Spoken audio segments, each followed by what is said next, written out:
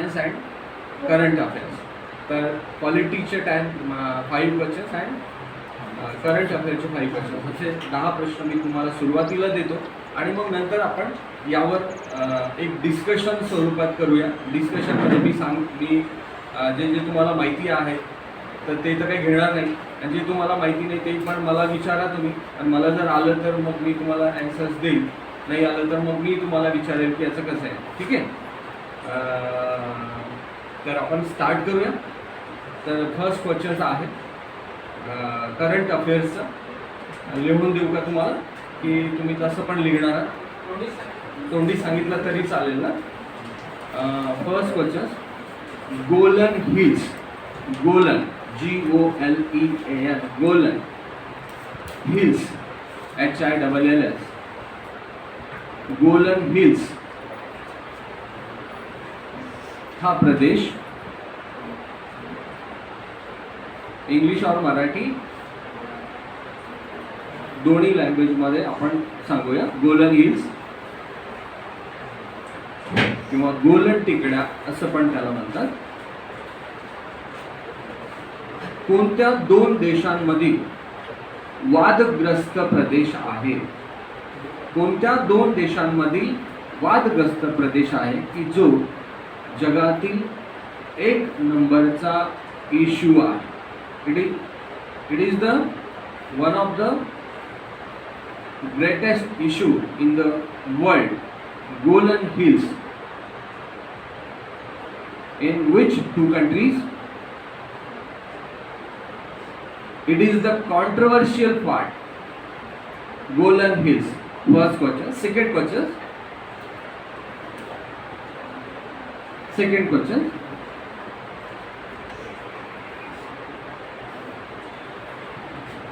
Great Dividation Year. Great Dividation Year.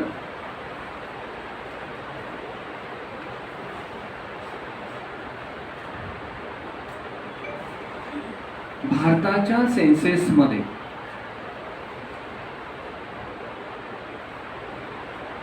केव्हा आले होते? समजलं नाही तर विचारत चला मला, किंवा मी दोन्ही भाषेमध्ये सांगेल तुम्हाला.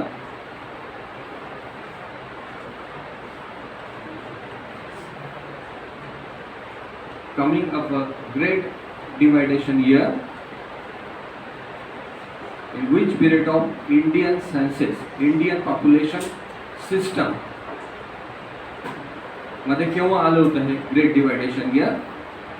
अँड इन अवर सेन्सेस तुम्हाला इंग्रजी भाषेचं ज्ञान आहे का? त्याला जोडून हा प्रश्न आहे. तुम्हाला इंग्रजी भाषेचं ज्ञान आहे का? हा प्रश्न कुठल्या सेन्सेस मध्ये विचारण्यात आला होता? कोणत्या सेन्सेस मध्ये विचारण्यात आला होता? UPSCला, MPSCला किंवा PSI STIला मिनिमम 2 क्वेश्चन्स आहेत. हे पॉप्युलेशन सेन्सेस इंडियाचे पॉप्युलेशन्सवर विचारले जातात. आपले पंतप्रधान नेहमी म्हणत असतात की मेरे 125 करोड देशवासी हो, असं म्हणतात ना. मला तर आता वाटतं की मला वाटते 200 करोडला आपण तर लसच टोचली आहे. ते 125 करोड कुठल्या हिशोबाने म्हणतात ते काही कळालं नाही. आपल्या भारतामध्ये किती पॉप्युलेशन आहे त्या पॉप्युलेशनवर मिनिमम 2 क्वेश्चन्स विचारली जातात आपल्याला, म्हणून हा प्रश्न मी घेतलाय. थर्ड क्वेश्चन,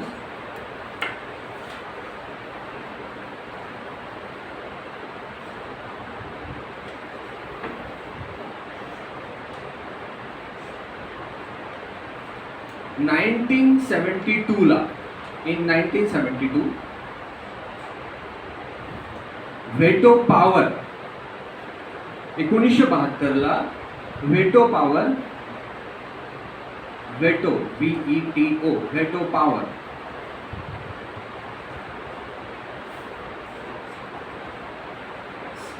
कुठल्या देशाने,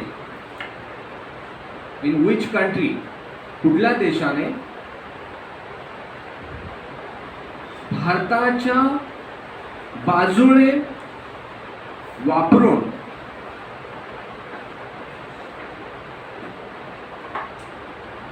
काश्मीर प्रश्नावर, काश्मीर इश्यूवर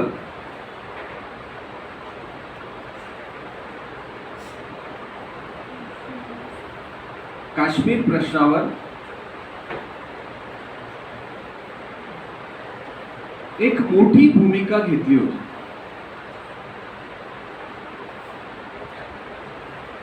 एक मोठी भूमिका घेतली होती.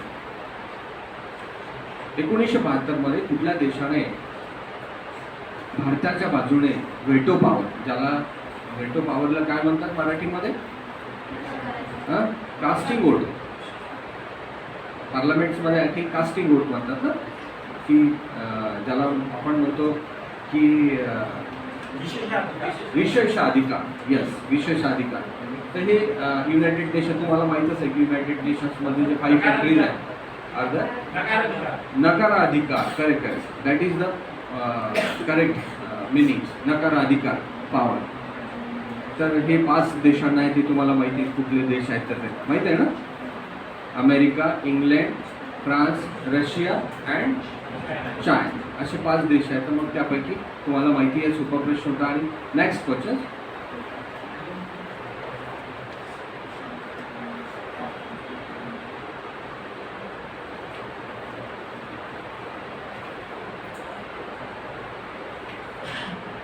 भारतामध्ये कुठल्या तांदळाच्या जातीने, भारतामध्ये कुठल्या तांदळाच्या जातीने, राईसची जात, मोठी हरित क्रांती घडवून आणली, मोठी हरित क्रांती घडवून आणली, की ज्यामुळे नंतरच्या काळात,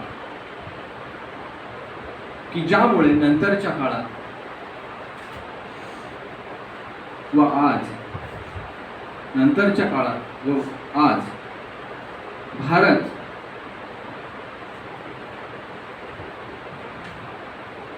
जगातील 2 नंबरचा, भारत जगातील 2 नंबरचा राईस उत्पादक आहे, तांदूळ उत्पादक देश आहे, तांदूळ उत्पादक देश आहे. आय थिंक 4 क्वेश्चन्स तर 4 झाले ना, 1 राहिला.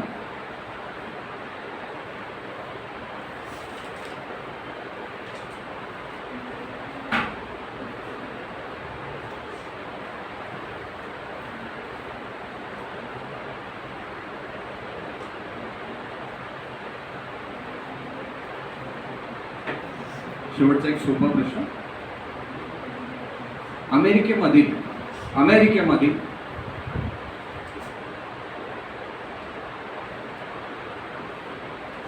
Republican party and democratic party, अनुक्रमे अमेरिकेतील रिपब्लिकन पार्टी आणि डेमोक्रॅटिक पार्टी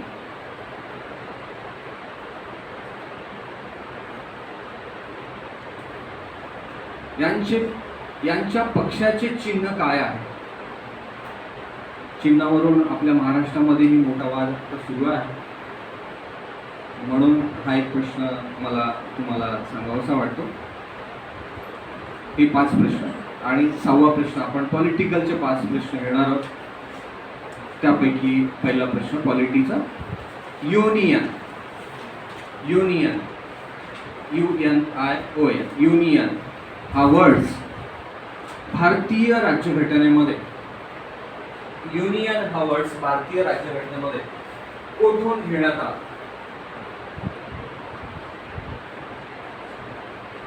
युनियन हा वर्ड्स भारतीय राज्यघटनेमध्ये कोठून घेण्यात आलेला आहे? आपण म्हणतो ना, India is the union of state, article number 1 मध्येच आहे, आय थिंक, मला असं वाटतं. युनियन हा वर्ड्स भारतीय राज्यघटनेमध्ये कोठून घेण्यात आलेला आहे? 1 लाइनरच आहे, म्हणजे एवढं काही कठीण नाही आहे प्रश्न.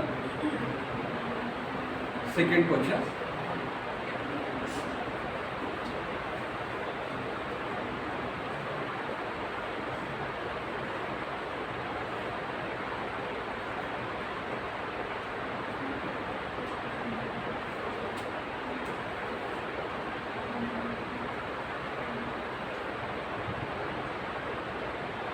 सेकंड क्वेश्चन है,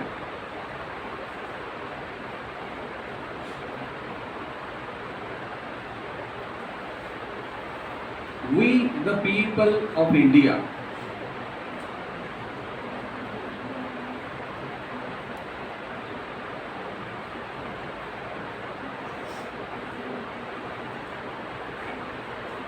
अशा स्वरूपाची, we the people of USA अशा स्वरूपाचेच we the people of USA असे अमेरिकेच्या कॉन्स्टिट्यूशन मध्ये कोणी टाकलेले आहे?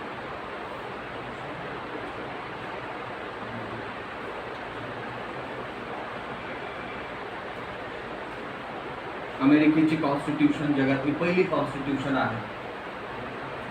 1787 1787 मध्ये त्यांची कॉन्स्टिट्यूशन, जगातली पहिली कॉन्स्टिट्यूशन. त्या कॉन्स्टिट्यूशन मध्ये we the people of USA, आम्ही जसं की आपण तिथूनच घेतलं, we the people of India. Third question,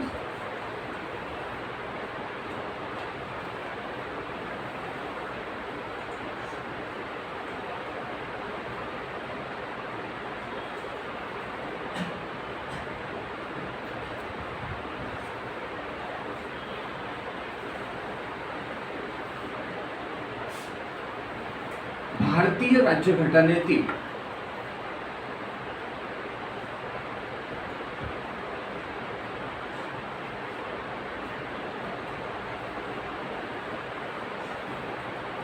मार्गदर्शक तत्वांचा मुख्य उद्देश काय आहे? आता 44 कलमाबद्दल सध्या चर्चा सुरू आहे की काय आहे कलम, म्हणून हा एक प्रश्न मी देतो. भारतीय राज्यघटनेतील मार्गदर्शक तत्वाचा मुख्य उद्देश काय? ॲक्च्युली जपानच्या राज्यघटनेमध्येही होती, परंतु तरी सुद्धा आपण भारताच्या ज्या राज्यघटनेमध्ये घेण्यात आलेली, आयर्लंडकडून घेतलेली तत्व तुम्हाला माहिती आहे, ते का घेण्यात आली, काय कारण आहे याचं? की ते जनरली जगातल्या अनेक राज्यघटनांमध्ये ही तत्व नाही आहे. त्याला डेरिव्हेटिव्ह प्रिन्सिपल्स म्हणतो आपण, बरोबर? तर हा तिसरा प्रश्न आहे की ते त्याचा मुख्य उद्देश काय आहे? What is the main objects of our derivative principles in our Indian Constitution. चौथा प्रश्न,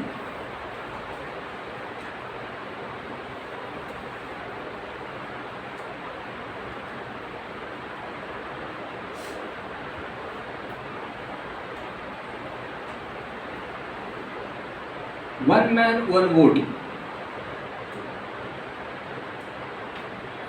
one man one vote कुठल्याही निकषानुसार, निकषाशिवाय, कुठल्याही निकषाशिवाय भारतीय राज्यघटनेमध्ये टाकावे.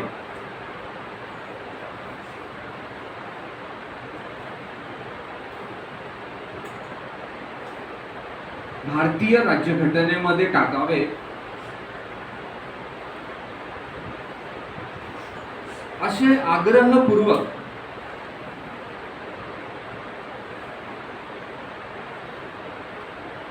घटना समितीमध्ये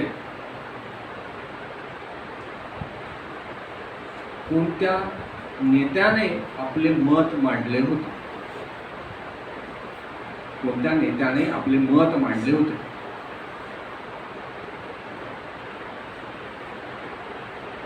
आणि लास्ट क्वेश्चन,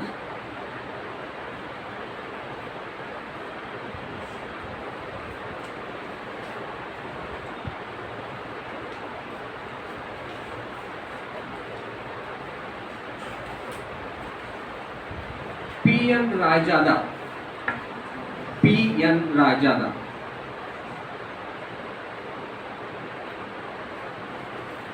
यांनी भारतीय राज्यघटनेची मूळ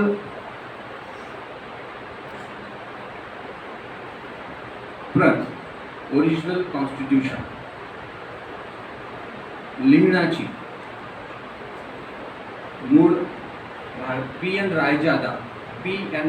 रायजादा यांनी भारतीय राज्यघटनेची मूळ प्रत ओरिजिनल कॉपी लिहिण्याकरिता किती मानधन घेतले होते?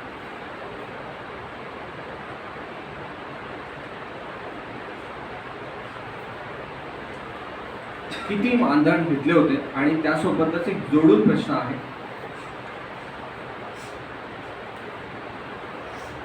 आवर प्रियम्बल, आपल्या भारतीय राज्यघटनेचं राजचिन्ह, आपल्या भारतीय राज्यघटनेचं राजचिन्ह घटना समितीने केव्हा स्वीकृत केलं होतं?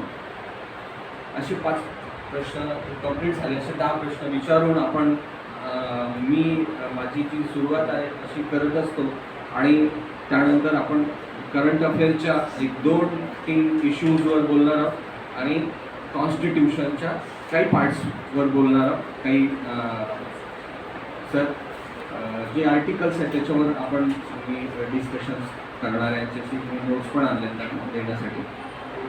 तर पहिला प्रश्न होता आपला की गोलन टेकड्या, गोलन हिल्स. तर कोण आहे? मला वाटतं माहिती आहे काही लोकांना. कुठला आहे ते गोलन हिल्स? आपला हा करंट अफेअरचा प्रश्न आहे की तो जगातला सर्वात मोठा इश्यू, त्याला आपण गोलन हिल्स, गोलन टेकड्या, जसं की आपला काश्मीर इश्यू आहे, हा एशियन कंट्रीजमधला एक मोठा इश्यू आहे की त्याच्यामुळे न्यूक्लिअर वार पण होऊ शकतो, हे तुम्हाला माहिती आहे. त्याच्यावर आधारित बरेच प्रश्न असतात. म्हणजे current affairs in the sense की तुम्हाला ज्यावेळेला तुम्ही करंट अफेअर्स करतात की शिंजो अबेला गोळ्या कोणी मारल्या किंवा कोण कुठल्या पदावर आहे, हे तर आपल्याला माहीत असतं सगळ्यांना जनरली. पण करंट अफेअर्समध्ये काही असे इश्यूज आहेत की त्या इश्यूजवरूनच ते प्रश्न तयार केले जातात आणि त्यापैकी जगातला सर्वात मोठा इश्यूज आहे Israel Palestine issue. Israel Palestine issue म्हणजे इस्रायल नावाचा कंट्री कुठल्या खंडामध्ये हा कंट्री? तर हा एशियन कंट्री आहे, हा एक एशियन कंट्री आहे. हा प्रश्न मी मुद्दामून अशा करता घेतला की तुम्ही आता एक चालू आहे करंट अफेअर्समध्ये की 4 वर्षाकरिता सैनिकांची भरती, काय म्हणतात त्याला? अग्निवीर. नाव तुम्ही ऐकलं असेल सगळ्यांनी, अग्निवीर. ही अग्निवीरची मूळ कल्पना ही इस्रायलची आहे. इस्रायलमध्ये मुलगी जर 18 वर्षाची झाली असेल आणि मुलगा जर 18 वर्षाचा झाला असेल तर त्याला कंपल्सरी 1.5 ते 2 वर्ष त्याला त्याच्या सैन्यामध्ये काम करावं लागतं. त्यांना तोफा चालवाव्या लागतात त्या मुलीला बॉर्डरवर काम करावं लागतं. आणि नंतर तुम्हाला जर करायचं नसेल तर तुम्ही नका करू. आणि तुम्हाला कदाचित माहीत असेल की ही लोक जगातली सर्वात श्रीमंत लोक आहेत जगामध्ये. म्हणजे अमेरिकेची आजची अर्थव्यवस्था ही इस्रायली लोकांच्या हातात आहे. म्हणजे त्यांनी जर शेअर मार्केट्समधून जगातले पैसे काढून घेतले तर जगातले सर्व मार्केट्स धडाधड कोसळतील, एवढं ते श्रीमंत लोक आहेत. म्हणजे एखादी, आणि त्यांची पॉप्युलेशन खूप कमी आहे. मग पॉप्युलेशन कमी असल्यामुळे जनरली हे लोक अमेरिकेमध्ये सेटल आहेत, इंग्लंडमध्ये सेटल आहेत, फ्रान्समध्ये सेटल आहेत आणि त्यांची पॉप्युलेशन खूप कमी असल्यामुळे तरीसुद्धा ते देशप्रेमाकरता त्यांना ही एक मॉडेल त्यांनी काढलेलं होतं. तेच नंतर दक्षिण आफ्रिकेने स्वीकारलं. इन द बिटवीन नंतरच्या काळामध्ये आपल्या एशियामध्ये दक्षिण आफ्रिका, त्याच्यानंतर सुद्दाम हुसेन यांनी पण ते नंतर स्वीकारलं होतं. आणि पण आपल्या देशामध्ये त्याला विरोध झाला. त्याचं कारण की आपल्याकडे पॉप्युलेशन खूप आहे, आपल्याकडे पॉप्युलेशन खूप आहे आणि लोकांना नोकरी पाहिजे, हाही एक गव्हर्नमेंटचा उद्देश असावा या दृष्टिकोनातून. आणि अशाच टाईपचे प्रश्न परीक्षेला येत असतात की हे मॉडेल आणले कुठून आपण, हे कोणाच्या डोक्यातून निघालेले मॉडेल आहे, काय आहे की पूर्वी समजा आता 18 वर्षाचं सैन्याची भरती असते किंवा परमनंटली तो व्यक्ती रिटायर होईपर्यंत 17-18 वर्ष, कोणाचं 22 वर्ष, कोणाचं 25 वर्ष अशी सैन्यामध्ये काढतात. काही होतं 30-30 वर्ष, 32-32 वर्ष सैन्यामध्ये काढतात. तर लोकांना आता भीती निर्माण झालेली आहे की अरे आपण सैन्यामध्ये गेलो तर 4 वर्षामध्ये घरी येऊन मग नंतर काय करायचं, याच्यामध्ये 12 लाख रुपये देणार आणि नंतर हे काय होणार आहे, असे अनेक त्याच्यामध्ये आहेत. त्याच्यावर आपल्याला बोलायचं नाही. पण परीक्षेमध्ये येणारा जो प्रश्न असतो तो असा असू शकतो की ही आली कल्पना कुठून आहे, हे मॉडेल आलेले कुठून आहे. तर इसवी सन 2000 वर्षापूर्वी हा जो इश्यू आहे, हा जो इस्रायल पॅलेस्टाईन इश्यू आहे, हा इश्यू सुरू झालेला आहे. इसवी सन 2000 वर्षापूर्वी इस्रायल पॅलेस्टाईन, इस्रायली जे लोक आहेत त्याला ज्यूज म्हणतो आपण, हे लोक त्या ठिकाणी होते. त्या ठिकाणी म्हणजे कुठे, तर एशियन, आता जिथे इस्रायल आहे इथे होते. पण ते व्यापाराच्या निमित्ताने, म्हणजे त्यांचा मोजेस, जसं की आता आपण मॅक्झिममली हिंदू धर्मीय पीपल्स आहोत किंवा आपल्या देशामध्ये अनेक जाती धर्माचे लोक आहेत, पण 80% peoples are the Hindus community in India. आणि आपल्याकडे आपले वेगवेगळे देव असतात आणि कॉन्स्टिट्यूशनने सुद्धा ते पाळण्यासाठी तेव्हा ते आपल्याला मुभा दिलेली आहे. तसंच इस्रायली लोकांचं देव आहे मोजेस. त्यांना व्यापार करण्यासाठी परवानगी दिलेली होती, व्यापार करावा. आणि मग या व्यापाराच्या निमित्ताने इसवी सन पूर्व काळामध्ये हे इस्रायली ज्यूज वेगवेगळ्या देशामध्ये गेले. त्यापैकी मॅक्झिममली हे जर्मनीमध्ये गेले, इटालीमध्ये गेले, रोममध्ये गेले, पॅरिसमध्ये गेले. जसं की तुमचा इकॉनॉमिक्स हा विषय सुरू होतो बघा. इकॉनॉमिक्समध्ये बँक हा शब्द आहे. बँक, जे ज्यूज लोकांचे जे बाक असायचे त्याला ते रस्त्यावर बसायचे, बँको, BANCO, बँको, इथून हा बँक हा वर्ड आलेला आपल्याला दिसतो. तर यांनी व्यापार सुरू केला आणि जगातला सर्वात मोठा जो धर्म आहे तो म्हणजे ख्रिश्चन, म्हणजे पॉप्युलेशन आहे. तर त्यामध्ये व्यापार निषिद्ध आहे. जसं की आपल्या हिंदू धर्मामध्ये समुद्र पर्यटन करू नये असं निषिद्ध होतं, बरोबर.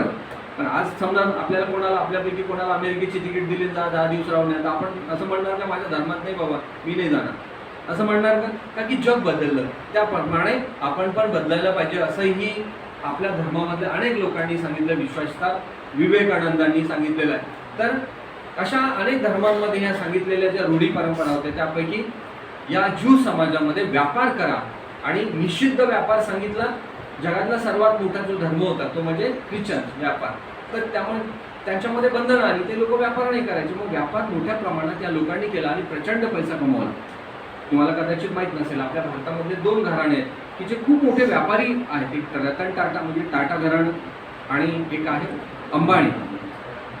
मग तुम्हाला कदाचित सगळ्यांनाच माहीत असेल की अंबानी हे 3ऱ्या पिढीचे माणसं आहेत. म्हणजे मुकेश अंबानीचे वडील हे धीरूभाई अंबानी. मग धीरूभाई अंबानीबद्दल तुम्ही त्याच्यामध्ये मूवीजमध्ये पण बघितलं असेल की धीरूभाई अंबानी कुठे कपड्याच्या दुकानावर काम करत होता, रेल्वे पेट्रोल पंपावर काम करत होता. पण एवढे पेट्रोल पंपावर काम करून एवढे पैसे कमावणार का कोणी? पण त्यांनी 10,000 कोटी रुपये कमावले मुकेश अंबानीच्या वडिलांनी त्यांच्या हयातीमध्ये. मग हे कसे कमावले? तर त्या काळामध्ये मेक्सिको नावाच्या देशामध्ये चांदी किंवा आफ्रिकन कंट्रीजमध्ये अनेक देशांमध्ये चांदीचा मोठ्या प्रमाणात व्यापार व्हायचा. कदाचित तुम्ही काही लोकांनी वाचलं असेल जे UPSCचा अभ्यास करतात त्यांनी, की त्या चांदीच्या मोठ्या प्रमाणात त्या काळामध्ये भारतामध्ये मोठ्या प्रमाणात त्या चांदीची ॲड झाली. त्या चांदीच्या ज्याला म्हणतो आपण जो व्यापार असतो, जो इलिगल व्यापार, त्या व्यापारामधून या अंबानी बंधूंना खूप मोठ्या प्रमाणात पैसा मिळाला आणि तो त्यांनी त्याच्यामध्ये इन्व्हेस्ट केला. किंवा टाटा बिर्ला किंवा टाटा हे जे लोक आहेत, तर इसवी सन पूर्व काळापासून यांचा व्यवसाय आहे. 1907 मध्ये त्यांचा स्टीलचा प्लांट आहे, तुम्हाला माहीत असेल. किंवा 1902चं त्यांचं ताज हॉटेल आहे. त्या सामाजिक काम त्यांचं खूप मोठं आहे की सेकंड वर्ल्ड वॉरमध्ये त्यांनी त्यांच्या हॉस्पिटलचं हॉटेलचं हॉस्पिटल बनवलेलं होतं, हे तुम्हाला माहिती आहे कदाचित, बरोबर. परंतु त्यांचा मूळ पैसा हा आला कुठून? एवढा पैसा टाटाकडे. टाटाने काय रोजाने काम केलं आणि मग आलं का? नाही. कुठून काम केलं? उद्योगामधून मिळवला त्यांनी पैसा. परंतु त्यांचे जे पूर्वज होते 100 वर्षापूर्वीचे, अफूचा व्यापार चालायचा. अफूचा खूप मोठा व्यापार चालायचा. तुम्हाला अफूच्या व्यापाराबद्दल हिस्ट्रीमध्ये पण असेल. चायनाचा पूर्ण लत लागली होती. जसं की आता पंजाबमध्ये मोठ्या प्रमाणात तरुण वर्ग हा मोठ्या प्रमाणात त्याच्यावर गांजा, अफीम जे काय असतात त्याच्यामध्ये, किंवा आपल्याकडे महाराष्ट्रामध्ये खूप लोक दारू पितात किंवा असा प्रकार जो झालेला आहे, तर तसं तिकडे पंजाबमध्ये मोठ्या प्रमाणात ती तरुण मंडळी वाया जात आहे. तर तसा मोठ्या प्रमाणात अफूचा व्यापार हा चीनमध्ये होता. त्या पैशामधून त्यांच्या पूर्वजांनी, म्हणजे GRDच्या टाटाचे वडील त्यांचे, तर त्यांच्या पूर्वजांनी खूप मोठा पैसा त्याच्यामधून मिळवला आणि तो बिझनेस त्यांनी सोडून दिला. तर टर्न द बिझनेस, आणि मोठ्या प्रमाणात त्यांनी हॉटेलिंग व्यवसाय, जसे की मोठे मोठे हॉटेल्स आहेत त्यांचे, ताज ग्रुप आहे, मोठ्या वेगवेगळ्या देशांमध्ये आहे, आपल्या देशामध्येही आहे. आणि त्याच्यामधून मग आता ते पैसा कमावून त्या सामाजिक जीवनामध्ये त्यांनी लावलेला आहे. तर असे 2 ग्रुप्स. तर तसा इसवी सन पूर्व काळामध्ये ज्यूजवर आपल्याला जे प्रश्न येतात, तर हा एक मोठा वर्ग की ज्यांनी मोठ्या प्रमाणात हे लोक व्यापार करण्यासाठी वेगवेगळ्या देशांमध्ये गेले. जसं की आता आपला इंडिया हा जो आपला भारत देश आहे, आणि या भारत देशाच्या जनरली लोकेशनली या भागामध्ये हा इस्रायल नावाचा कंट्री आहे, म्हणजे अरब कंट्री आहे. आजूबाजूला सगळे त्यांच्या अरब कंट्री आहेत. आणि हाच एक व्यवसाय की ज्यूज इस्रायल नावाचा देश आहे, त्याला गाझापट्टी आणि गोलन टेकडा आणि सम इम्पॉर्टंट जेरुसलेम वगैरे तुम्ही बघताय. आणि इथूनच मग हे लोक युरोप कंट्रीमध्ये मोठ्या प्रमाणात व्यापार करण्याकरता गेले आणि इथे मात्र नावाला एक पण राहिला नाही. सगळे मायग्रेट झाले वेगळ्या देशांमध्ये. पण इन बिटवीन मध्ये second world war, first world war मध्ये जे त्यांचं शिरकाण झालं, ते जे कापल्या गेली लोक, मारल्या गेली हिटलरने, किंवा तुम्ही माहित असेल तुम्हाला ते, त्याच्याबद्दल मला असं वाटतं तुम्हाला माहित आहे म्हणून मी पुढे पुढे चाललो बरं का. आपल्याला 10 प्रश्न कंप्लीट करायचे आणि बऱ्याचशा गोष्टी आपल्याला तुम्हाला सांगायच्या आहेत, त्या लिहायचं कमी आहे. तर यामधून मग हा जो प्रश्न निर्माण झाला, सेकंड वर्ल्ड वॉरच्या नंतर जे जगाची जी घडी बसली नीट, आणि हे जे विजेते राष्ट्र होते इंग्लंड, फ्रान्स, या राष्ट्रांनी, या ज्यूज लोकांनी पॉवर वापरला, मनी पॉवर. जसं की काल परवा म्हणजे किंवा काही लोक स्टेटमेंट करतात ना की मराठी लोकांपेक्षाही ते गुजराती किंवा राजस्थानी लोक आले आणि मग त्यांनी मुंबई घडवली, पुणे घडवलं वगैरे वगैरे वगैरे. तर आपण म्हणतो की मुंबई आमची, पण ते लोक म्हणतात मुंबई तुमची पण भांडी घासा आमची. म्हणजे आपला मराठी माणूस कायमच हा बिझनेसमध्ये नाही, कारण की आपल्याला जो बोलतो आपण हे आपण मनातून बोलत असतो. आणि आपण मनातून बोलतो तर काही लोकांना राग येतं, त्याच्यामुळे मग आपल्यावर कोणी विश्वास ठेवत नाही, त्याच्यामुळे आपला बिझनेसही चालत.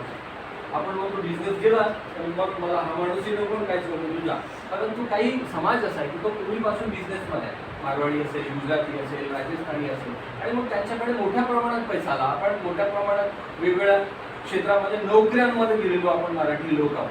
तर हा माणूस इथे राहिलाच नाही. हा तर इन द पिरियडमध्ये म्हणजे इसवी सन पूर्वच्या नंतर, मग इसवी सणानंतर म्हणजे येशू ख्रिस्ताच्या जन्मानंतर इथे अरब लोकांची वस्ती निर्माण झाली. अरब लोक की जे तुम्हाला अरबाचा इतिहास माहीत असेल की अरब लोक एक तांडे बनवून किंवा त्याचे उंट शेळ्या घेऊनच फिरायचे. म्हणजे जवळपास 1930-35च्या आसपास तिथे तेलाचा शोध लागला. त्याच्या आधी त्यांना 2 वेळचं जेवणही मिळायचं नाही, एवढी भ्रांत होती त्यांची. 2 वेळचं जेवण. आज आपण म्हणतो की दुबई किंवा हे जे मोठी मोठी अबुधाबी वगैरे मोठी मोठी शहरं आहेत, की मोठ्या मोठ्या गगनचुंबी इमारत तिथे लोक बांधतात, तिथे काही नव्हतं, डेझर्ट होतं, डेझर्ट पूर्ण. हे लोक फिरायचे आणि ते लोक येऊन इथे स्थायिक झाले, ज्या ठिकाणी इस्रायल नावाचा कंट्री होता पूर्ण. आणि मग त्याच्यामध्ये नंतरच्या काळात भांडणं झाली की आम्ही इथे होतो. मग एखादा मनुष्य समजा काटोलला आला, तो 40 वर्षापासून इथेच आहे, किंवा काटोलहून एखादा मनुष्य नागपूरला गेला आणि तो त्यांची मुलं बाळं तिथे नागपूरला शिकली आणि त्याच्यानंतर ते कुठेतरी मुंबईला कामानिमित्त गेले, तर ते काटोलचे नाही सांगणार, तर मग ते आम्ही नागपूरचे जाऊ. कारण की काटोल म्हणजे एक छोटं गाव झालं, पण नागपूर म्हटलं सर्वांना ओळखतात, उपराजधानी. आम्ही कुठले तर ते असतात काटोलचे, पण ते कुठे सांगतात आम्ही नागपूरच्या. का?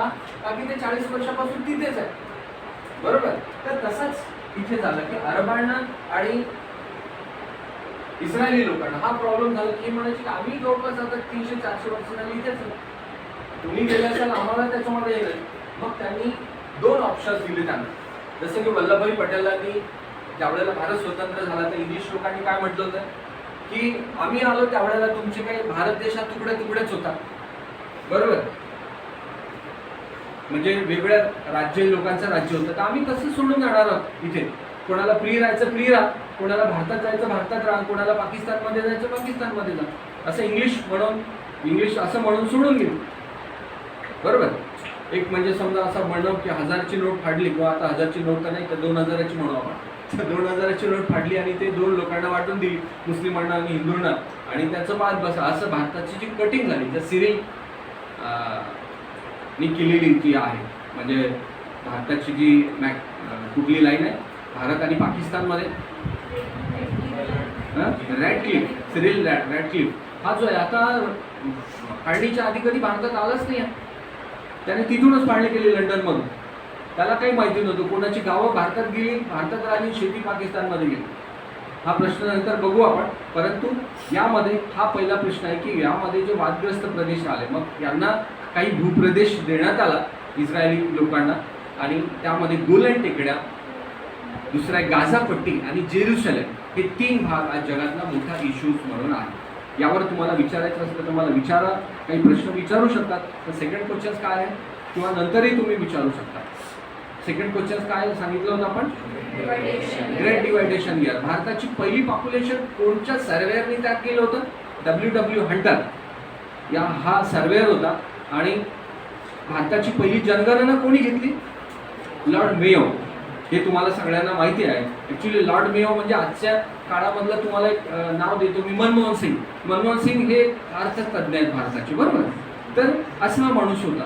याला कोणी सांगितलं नाही. हा गव्हर्नमेंट सर्वंट होता, म्हणजे जसं IAS अधिकारी असतात तर तसा होता. आणि हा भारतात ज्यावेळेला आला त्यावेळेला त्याला खूप लोक दिसली अशी पारावर बसून लोक. त्यावेळेला एज्युकेशन नव्हतं लोकांना एवढं. मग एवढे लोक आहेत. इंग्लंडमध्ये तर खूप कमी लोक आहेत. जसं की आता इंग्लंडमध्ये किंवा फ्रान्समध्ये किंवा वेगळ्या युरोपियन कंट्रीमध्ये ग्रेट मदर 3 मुलं झाली तर त्याला ग्रेट मदर म्हणून पुरस्कार देतात त्या मुलगीला, कारण की पॉप्युलेशनच कमी आहे सर. तर त्याच्यामुळे सरांना माहितीच असेल पण तो काही विषय नाही. परंतु ग्रेट मदर म्हणून तसा पुरस्कार दिला जातो. तर त्याला पॉप्युलेशन खूप दिसली आणि त्याने ती मोजण्याचा प्रयत्न केला पहिल्यांदा. ते मोजण्याचा प्रयत्न अशासाठी का इंग्लंडच्या राणीचं राज्य होतं आणि आपण इथे प्रत्येक माणसावर टॅक्स लावावा. इंग्लिश आले कशा करता होते की टॅक्स, प्रत्येक माणसावर टॅक्स, म्हणजे त्यांना नफा कमवायचा होता, पैसे कमवायचे होते, बरोबर. तर त्याने ही जी पॉप्युलेशन्स घेतली पहिल्यांदा, कधी घेतली? 1871-72, बरोबर. 1871-72 म्हणजे 71ला ती एंडिंगला सुरू झाली, 72 पर्यंत सुरू होती. 71-72 1871-72ला भारतामध्ये पहिली जनगणना झाली. पहिली जनगणना 1871-72. सर्वे होता म्हणतात, WW म्हणतात आणि मेयोनी. त्याच्यानंतर नंतरच्या काळामध्ये हीच पूर्ण माहिती, जसं की आता 1871-72चा जर काळ बोलला तुम्ही तर त्यावेळेला विमानाचा शोध नव्हता लागला. म्हणजे 2 महिने लंडनला जावं लागत असेल, काही मटेरियल, काही डॉक्युमेंट्स न्यायचे असेल, ते सगळं मटेरियल त्याने तयार केलं. ते तिकडे जायचं, पार्लमेंट्समध्ये जायचं, इंग्लंडच्या राणीला मग ते त्याचं ग्रँट व्हायचं. ही जात असताना 1881 मध्ये भारतामध्ये असा एक रूल आला इंग्लंडच्या राणी तारे काही माहिती यायची की आपण 10-10 वर्षांनी जनगणना करू. कारण की इंग्लंडमध्ये 1800 पासून जनगणना आहे. 1800 मध्ये इंग्लंडमध्ये पहिली जनगणना आहे. इंग्लंडची पहिली जनगणना, इंग्लंड या देशाची 10-10 वर्षाची तिथे जनगणना. मग आपल्या भारतातही तशा असायला पाहिजे, कारण की इंग्रजांचंच राज्य आपल्यावर होतं. म्हणून 1871-72च्या नंतर 1881 मध्ये भारतात 10 वार्षिक जनगणनेला सुरुवात झाली, बरोबर. त्याच्यानंतर 1881च्या नंतर 1891ला झाली असेल, त्याच्यानंतर 1901ला झालेली असेल, त्याच्यानंतर 1911, त्याच्यानंतर 1921, 31, 41. देन भारत स्वतंत्र झाला 1951ला. त्याच्यानंतर 61, 71, 81, 91, 2001 आणि 2011. आता ते करोनामुळे काम जरा प्रॉब्लेममध्ये आलं, त्याच्यामुळे काय डिक्लेअर नाही झालं नवीन आकडे. पण ते येतीलच. ॲक्च्युली 11-21 मध्ये यायला पाहिजे होते. आता 22 सुरू झालं तरी ते आकडेवारी अजून आलेली नाही. परंतु तुम्हाला एक्झामला ही 11ची आकडेवारी जास्त विचारतात, बरोबर. तर स्वतंत्र पूर्व भारतात किंवा असं विचारलेला प्रश्न आहे की ढोबळमानाने की आतापर्यंत भारतात किती जनगणना झाल्या, तर एकूण 15. आजच्या डेटला बोललं तर एकूण 15 आहे, बरोबर. 15 जनगणना झाल्या. 10 वर्षी किती झाले तर 14. ही पकडावी लागली, ही सोडावी लागली. बाकी रँडमली होती. याला सुद्धा मान्यता दिली नंतरच्या काळामध्ये इंग्लंडच्या राणी. परंतु ह्या एकूण 14 झालेल्या 10 वार्षिक जनगणना. त्यानंतर भारताचं एकच अशी काही गॅप आहे की त्याच्यामध्ये भारत हा काय झाला, मायनसमध्ये गेलेली पॉप्युलेशन. कधी? करेक्ट. 1911 ते 21 या काळामध्ये मायनस गेलेली population, that is called a great defection year. का गेली मायनस मध्ये? काय झालं होतं तिथे? अजून हे बघा, आता जे करोना आलेला होता तो 100 वर्षापूर्वी आलेला होता, बरोबर. 1920-19 पासून त्या मोठ्या साथी लागलेल्या होत्या आणि खूप लोक म्हणजे रस्त्यावर पडायची लोक. तुम्हाला कदाचित कल्पना नसेल की सावित्रीबाई फुले यांनी 11 वर्षाचा मुलगा कडेवर आणताना त्याला प्लेग झालेला होता. त्यांनीच त्याच्यामध्ये त्यांचा अंत झाला. सावित्रीबाई फुले यांचा अंत कसा झाला? डेथ झाला की त्याची लागण झाली, त्याला त्या मुलाची लागण झाली. त्यांनी कॅम्प उभारला होता, ते सगळे घेऊन जायचे त्याच्यामध्ये, बरोबर. तर थर्ड क्वेश्चन काय आहे आपलं?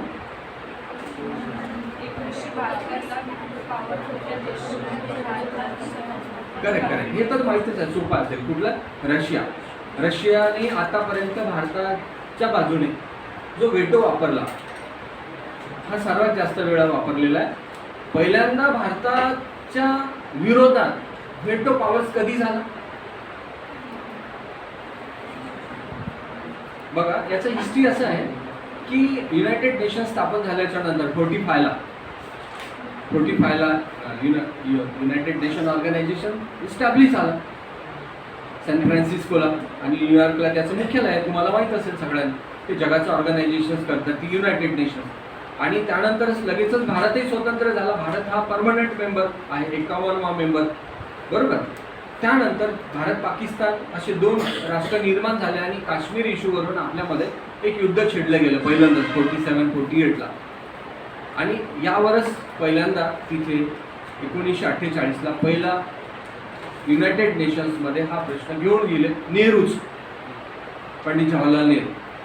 काश्मीर कोणाचा, तर मग भारताचा की पाकिस्तानचा, त्याच्यावर मतदान झालं. पण त्यावेळेला 4च राष्ट्र ही व्हेटो पॉवर्स होती त्यांना. कोणाला? 4च राष्ट्रांना व्हेटो पॉवर्स होती. ती म्हणजे 4च राष्ट्र होती त्याच्यामध्ये. एक होता रशिया, अमेरिका म्हणजे USA, त्याच्यानंतर त्याला याचं नाव पूर्वी USSR असं होतं. चीन नव्हता. चीनला आपण आणलं त्याला 1967च्या नंतर चीन आला त्याच्यामध्ये. तिसरा कुठला होता? इंग्लंड, त्याच्यानंतर फ्रान्स. हे 4च राष्ट्र होते. हे 4 राष्ट्र. आणि या 4 राष्ट्रांनी व्हेटो पॉवर्स वापरत असताना इंडियाच्या बाजूने कोणी वापरला? एक रशिया USSR त्यांनी इंडियाच्या बाजूने, पाकिस्तानच्या बाजूने हा USA, इंग्लंड आणि फ्रान्स हे व्हेटो वापरला याच्या बाजूने. म्हणजे आपल्या बाजूने एकच मत पडलं त्यावेळेला. काश्मीर कोणाचा, भारताचा की पाकिस्तानचा, तर एकच मत आपल्या बाजूला पडलं आणि काश्मीर वाचला. सेकंड टाइम 1961, सेकंड टाइम हा 1948 सेकंड टाइम व्हेटो वापरला. भारताचा इश्यू केला सेकंड टाइम. कधी?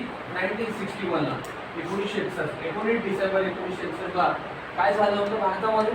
गोवा नावाचा छोटा प्रांत आहे, गोव्यावर आपण आक्रमण केलं आणि आक्रमण केल्यामुळे गोवा हा आमचा आहे असं म्हटलं. कोणी? पोर्तुगीजांनी. मग हे देश म्हणजे काय प्लॉटिंग थोडी आहे की एक देश इकडे एक देश तिकडे, अमेरिका, इंग्लंड किंवा त्या देशामध्ये. पण तरी सुद्धा गोरे राष्ट्र जे की आपल्याला क्रिकेटमध्ये दिसतात की ज्यांनी पोर्तुगेजची बाजू घेतली की गोवा हा त्यांना, आम्हाला जोपर्यंत हिस्ट्री माहीत आहे, इंग्लंड अमेरिका म्हटलं त्यावेळेला की जोपर्यंत आम्हाला हिस्ट्री माहीत आहे तोपर्यंत हा गोवा हा कोणाचा आहे? पोर्तुगीजांचा आहे. का की ते आले कधी? 1498. आणि तेव्हापासून तर 1961. एवढे वर्ष ते राहिले, एवढे वर्ष राहिले, 500 वर्ष ते राहिले. पण ते त्यांना समजतात ना गोवा. पण गोव्यावर आपण त्यांना सांगितलं तुम्ही जाते गेले नाही, आपण आक्रमण केलं आणि त्यामुळे ते तिथे गेले. आणि सेम टू असंच झालं. या 4 राष्ट्रापैकी 3 राष्ट्रांनी पोर्तुगीजांच्या बाजूने मतदान केलं आणि आपल्या बाजूला एकच. थर्ड टाइम मग भारत पाकिस्तानचं खूप मोठं युद्ध झालं की ज्या युद्धावर कथा लिहिल्या जातात, ज्या युद्धावर सिनेमे पण निघतात. बॉर्डर नावाचा सिनेमा हा 1971च्या युद्धावर आहे, आधारित आहे. तुम्ही कदाचित बघितला असेल, जुना एक सिनेमा आहे बॉर्डर. म्हणजे आपले काहीतरी 105 सैनिक होते आणि ते त्यांच्या खूप मोठे रणगाडे, ते सगळं तुम्हाला त्या सिनेमामधून दिसेल. पण त्याच्यावर काही बुक्स वगैरे वाचली तर तुमच्या लक्षात येईल. कुलदीप सिंग चांदपुरी नावाचे व्यक्ती आहे, 2 वर्षापूर्वी त्यांचं डेथ झालेलं आहे. तर ते प्रमुख होते त्याच्यामध्ये. परंतु पाकिस्तानी सैन्याने चूक केली होती की त्यांच्यासोबत त्यांनी डिझेल्स आणलं होतं. डिझेलच्या खूप मोठ्या बॅरल्स आणल्या होत्या त्या रणगाड्याच्या. जवळपास 3000च्या आसपास रणगाडे भारतामध्ये घुसवण्याकरता आणले होते. त्याच्याबरोबर त्यांनी डिझेल आणलं होतं सोबत. त्या डिझेलवरच भारताच्या सैन्याने मारा केला आणि ते रणगाडे तुटले. तर हा एक मोठा युद्ध आहे. तर त्यावेळेला भारत आणि पाकिस्तान जवळपास 1 लाखाच्या आसपास पाकिस्तानी सैन्य पकडलं गेलं. 1 लाख सैन्याने शरणागती पत्करणारा जगातलं एकमेव आणि खूप कमी दिवस युद्ध चाललं. खूप कमी दिवसाच्या मध्ये एवढं मोठं की किती, मला वाटतं 16 डिसेंबर 1971च्या आसपास हे सुरू झालं आणि 72ला काहीतरी ते संपलंच. तर यामध्ये हा पाकिस्तान युनायटेड नेशन्समध्ये गेला होता. त्यावेळेला पाकिस्ताननी रशियाने आपल्या बाजूला व्हेटो वापरलेला होता. चौथा प्रश्न काय होता?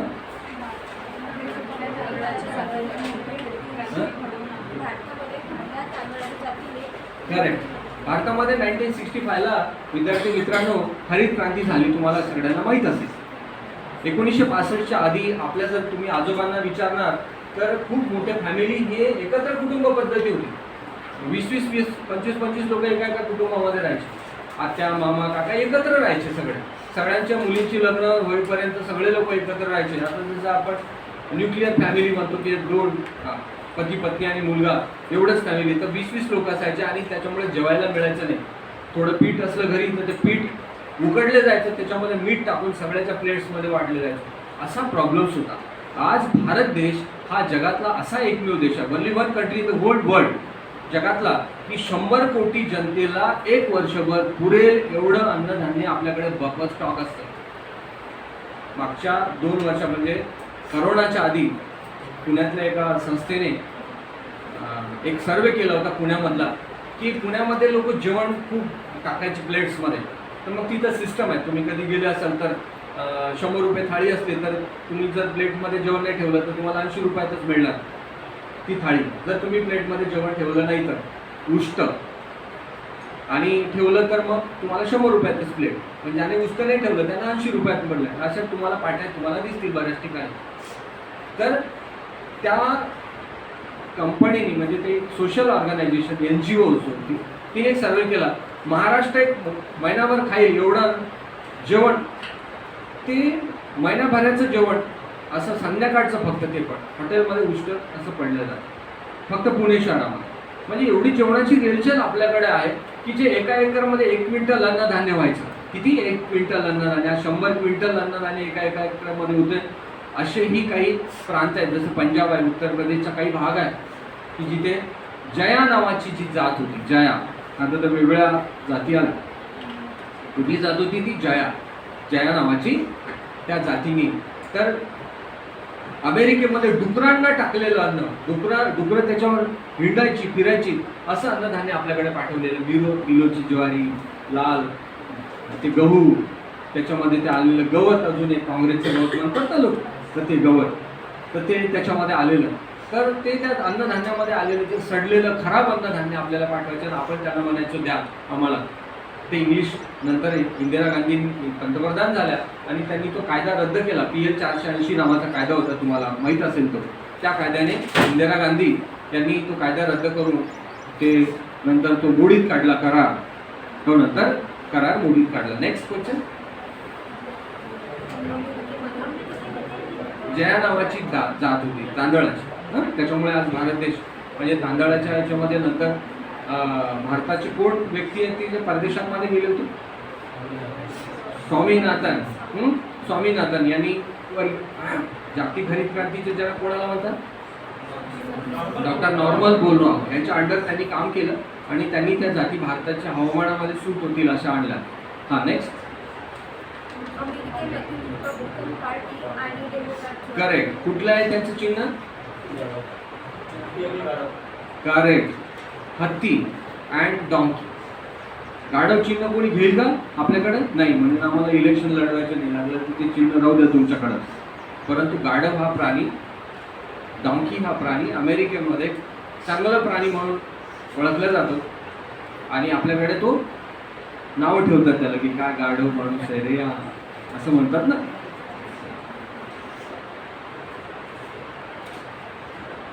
नेक्स्ट.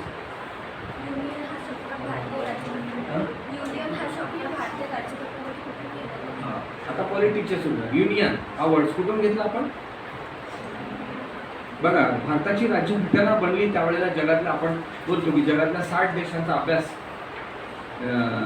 कॉन्स्टिट्यूशनचा अभ्यास भारताच्या घटनाकारांनी केला. किती लोक होते कॉन्स्टिट्यूशन कमिटीमध्ये?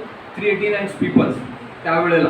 त्याच्यानंतर मग पहिल्या मिटिंग्सला 211 होते का की भारताची फाळणी झाली होती.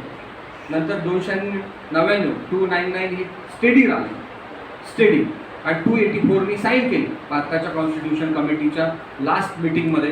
26 नोव्हेंबर 1949. 284 मेंबरच्या साईन आहे त्याच्यावर, भारताच्या राज्यघटनेच्या कॉन्स्टिट्यूशनवर. बरोबर. किती महिला होत्या? एकूण 15. असाही एक प्रश्न आलेला आहे. 15 महिलांपैकी कुठल्या महिलेने भारताच्या राज्यघटनेवर साईन केलेली आहे? 14 महिला गैरहजर होत्या काही वेगवेगळ्या कारणाने. एकूण 15 महिला होत्या ना कॉन्स्टिट्यूशन कमिटीमध्ये, त्यापैकी एकाच महिलेने साईन केली. कोण होती ती महिला? आपल्यापैकी तर नाहीच. बरोबर. आले असतील तर दुसरा जन्म घेऊन आले असतील, आहे ना. हंसाबेन मेहता नाव ऐकलं असेल. Hansaben Mehta. It was only one lady sign that our Indian constitution. 15 महिलांपैकी एकाच महिलेची भारताच्या राज्यघटनेवर साईन आहे. हंसाबेन मेहता. हंसाबेन मेहता ही माहिती पाहिजे. म्हणजे भारताच्या राज्यघटनेमध्ये 389 मेंबर होते सुरुवातीला म्हणजे असं ठरवलं होतं, पण भारत पाकिस्तान कट झाला, मग ते कमी होत 299 झाले. 284च्या साईन आहे. प्रश्न काय होता आपला? मूळ युनियन हा वर्ड्स. मग वेगळ्या देशांकडून आपण वेगळ्या गोष्टी घेतल्या की ज्या बेस्ट अँड बेस्ट होत्या. पण आपल्याला असं जाणवतं की आपल्या कॉन्स्टिट्यूशन कमिटीवर जे ड्राफ्टिंग कमिटीचे चेअरमॅन होते डॉक्टर बाबासाहेब आंबेडकर, हे ज्या देशांमध्ये गेले त्या देशांमधल्या बऱ्याचशा चांगल्या तरतुदी त्यांनी भारताच्या कॉन्स्टिट्यूशनमध्ये टाकल्या. त्यापैकी हा युनियन हा वर्ड्स त्यांनी आणला. India that is Bharat should be a union of state. Should be a union of state असं पहिल्या आर्टिकल्समध्ये. बरोबर. Bharat, India that is Bharat, का याला भारतही म्हणा किंवा इंडिया म्हणा, should be a union of state, not a federal country. But India is a federal country. India हा फेडरल आहे. बरोबर आहे. इंडिया हा फेडरल आहे की नाही आहे? कोण मला उत्तर देईल का कोणी? भारत हा फेडरल आहे का?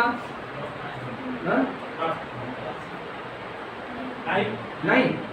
पण फेडरल आहे भारत. का की भारताच्या ज्या देशामध्ये फेडरल सिस्टम, तुम्ही वाचा 12वीचं पुस्तक जरी वाचलं तुम्हाला कळेल. फेडरल सिस्टम म्हणजे काय असेल की ज्या फेडरल सिस्टममध्ये राज्यपाल असेल, त्या देशामध्ये त्याचे तुकडे करून भाग केलेले असतील.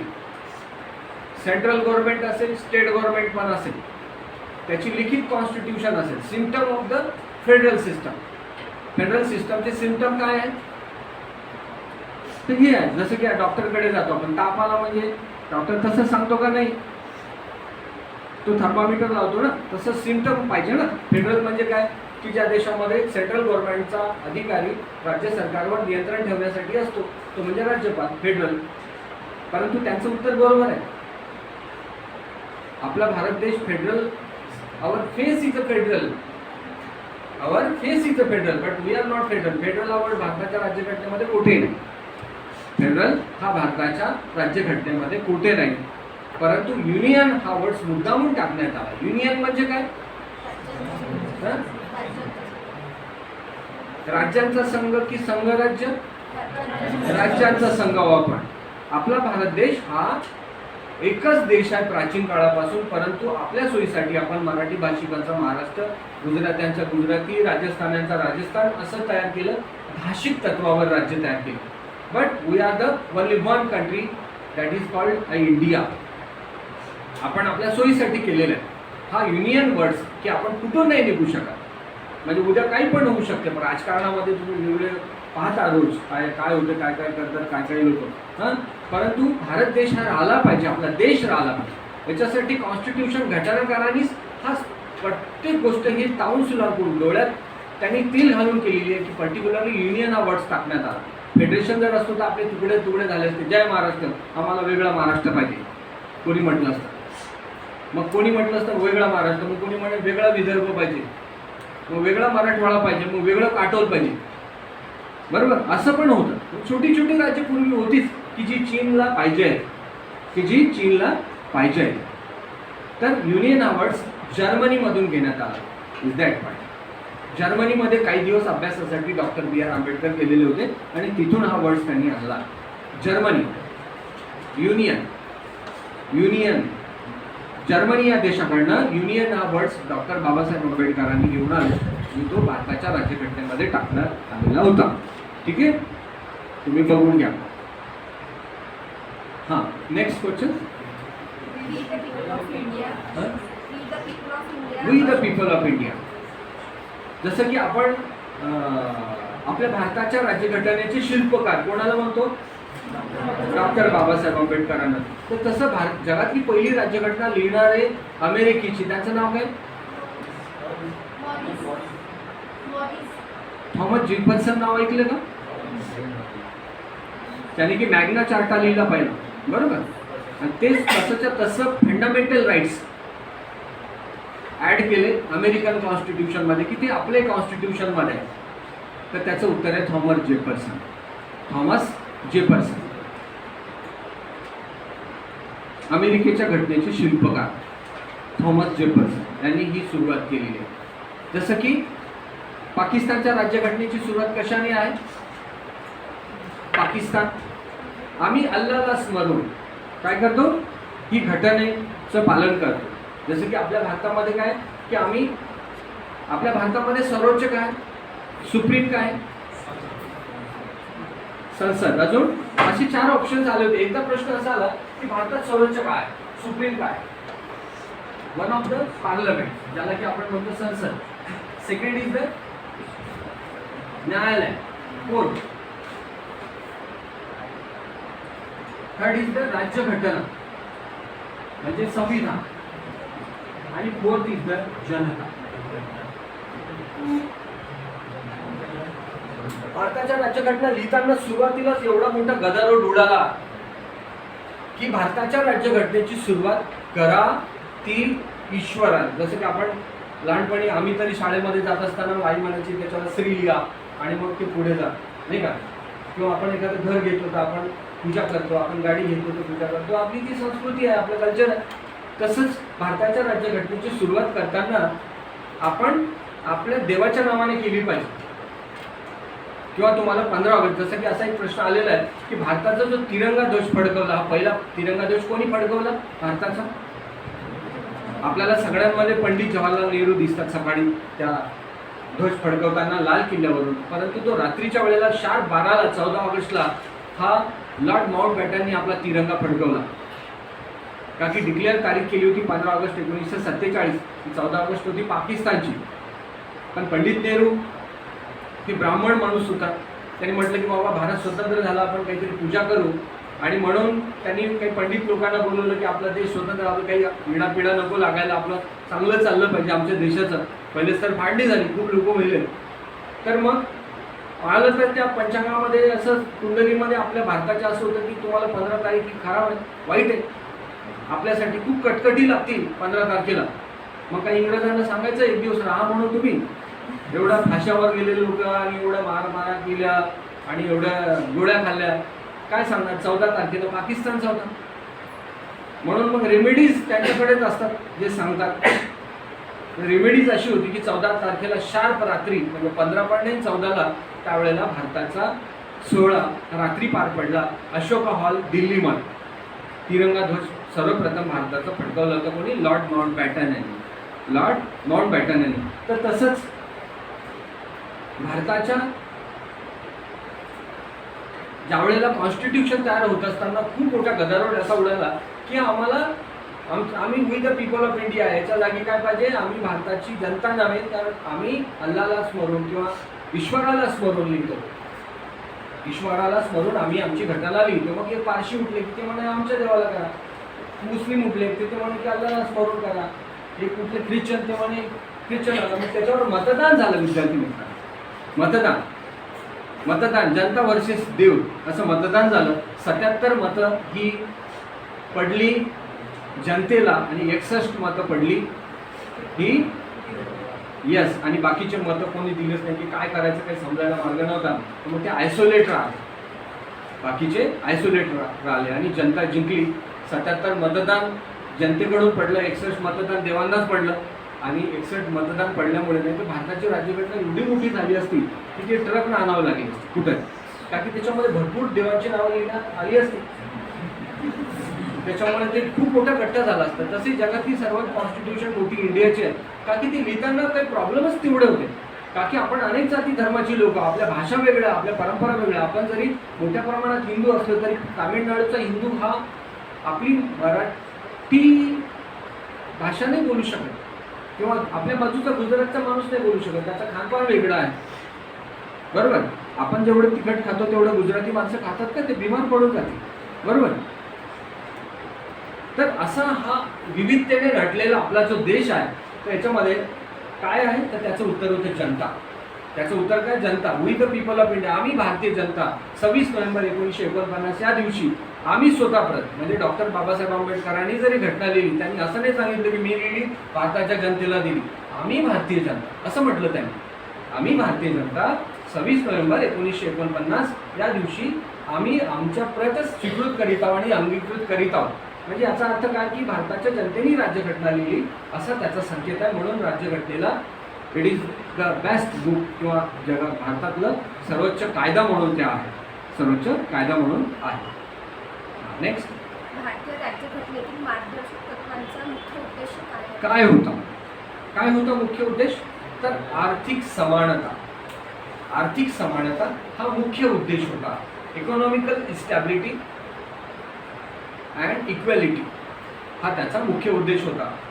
का की आर्थिक समानता आली तर सगळ्या गोष्टी होतील. एक भाऊ दुसऱ्या भावाला ओळखत नाही, त्याचं कारण असं की त्याच्याकडे संपत्ती आली. एकाच आईची 2 मुलं असतात आणि एक जर खूप मोठा झाला तर तो दुसरा गरीब राहिला तर त्याला ओळखत नाही, किंवा त्याच्या मुलं बाळाच्या नंतर तो अंतर ठेवून राहतो. त्याच्यामध्ये मनातूनच एक निर्माण होते, एक भावना अशी की नाही यार, माझा भाऊ खूप मोठा झाला तर मला, कदाचित त्याच्या मनामध्ये नसेल पण तोही मग त्याला हे करतो. आज संपत्तीवर मोजमाप केलं जातं. सगळ्यांना हे सगळं मिळालं पाहिजे. जगातली अमेरिका, इंग्लंड, फ्रान्स ही राष्ट्र मोठी का झाली? तर बेसिकली एज्युकेशन दिलं त्यांना. English is the milk of tigress, whose person will be drink it will be roar to tiger, असं म्हणायचे ज्योतिराव फुले.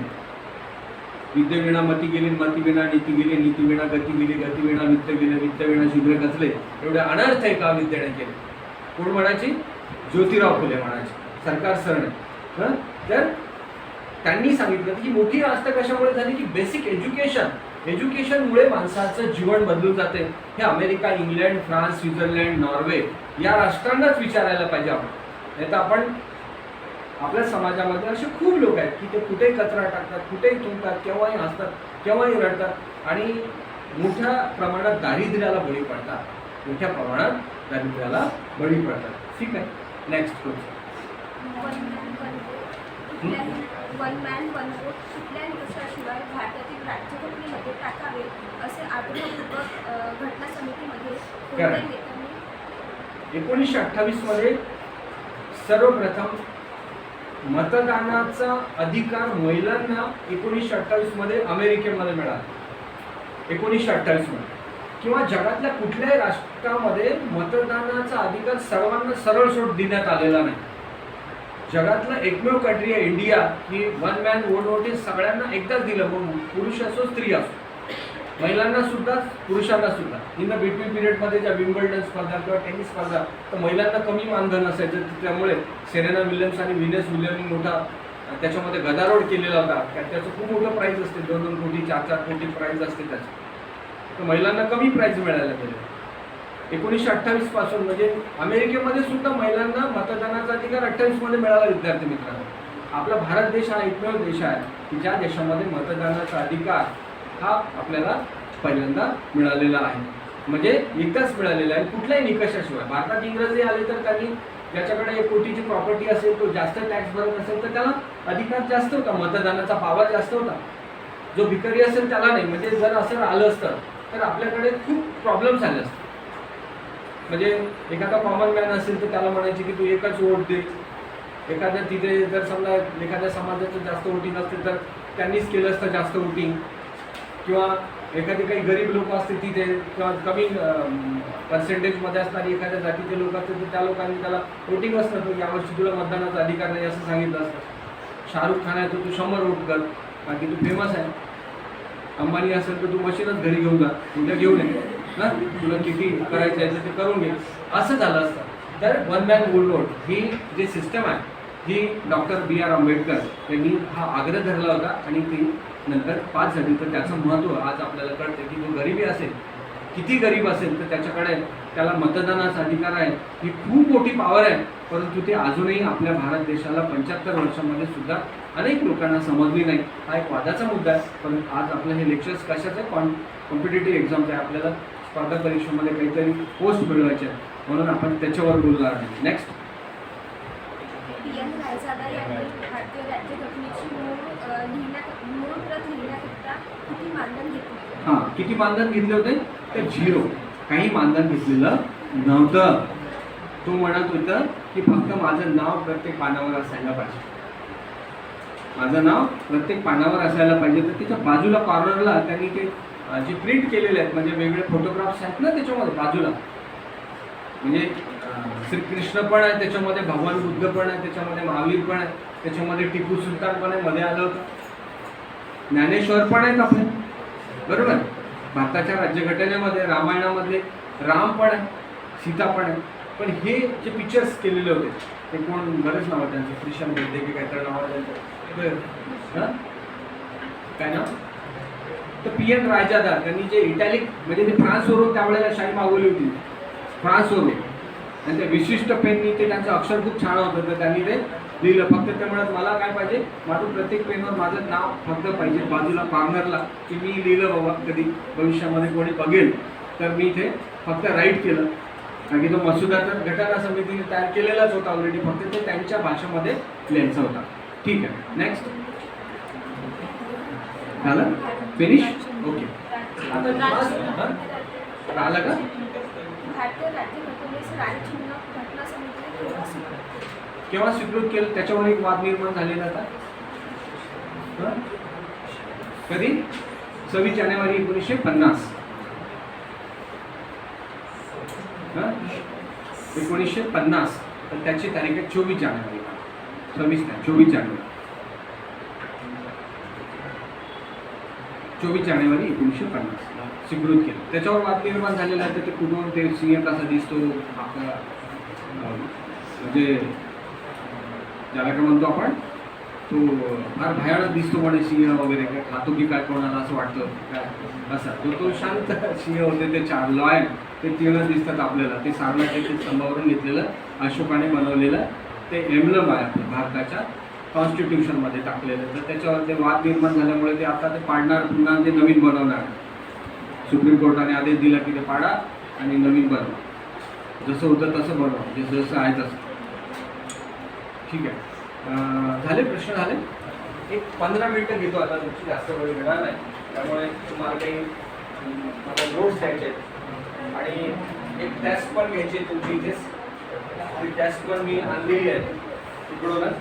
त्याच्यामध्ये मी काही कॉन्स्टिट्यूशनचे आर्टिकल्स दिले, तर हे आर्टिकल्स मराठी आणि इंग्लिशमध्ये 24 आर्टिकल्स आहेत. त्याच्यावर फक्त आपण एक ओव्हरव्ह्यू करू, की मॅक्सिममली हे परीक्षेमध्ये बरेचदा याच्यावर प्रश्न विचारले जातात. दुसरं आहे त्याच्यामध्ये सेशन्स द्यायची काही गरज नाही, वेगळ्या कंट्रीजकडून काय काय लिहिलं, आणि प्रिएम्बलवर 1-2 प्रश्न असतात, तर त्याच्यावर एक 5 मिनिटं आपण बोलूया. ठीक आहे,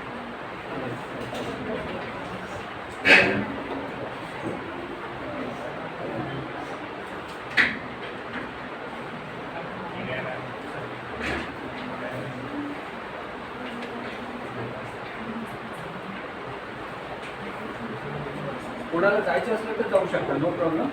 तर मी 15-20 मिनिटं, तर किती वाजले दादा घेऊ शकतो ना 20 मिनिट.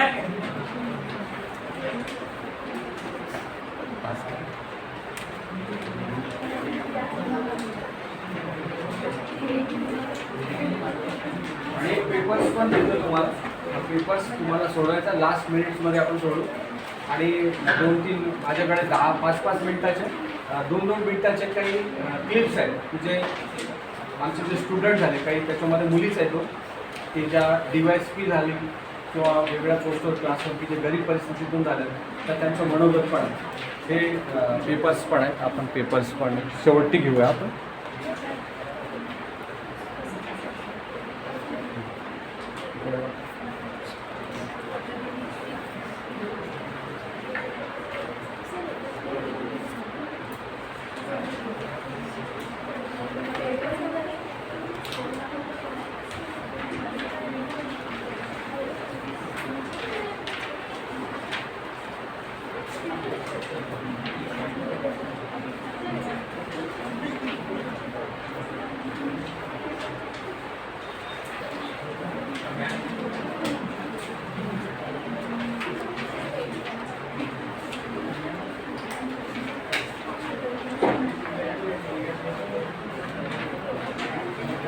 पेपर्स कळाला ओके ओके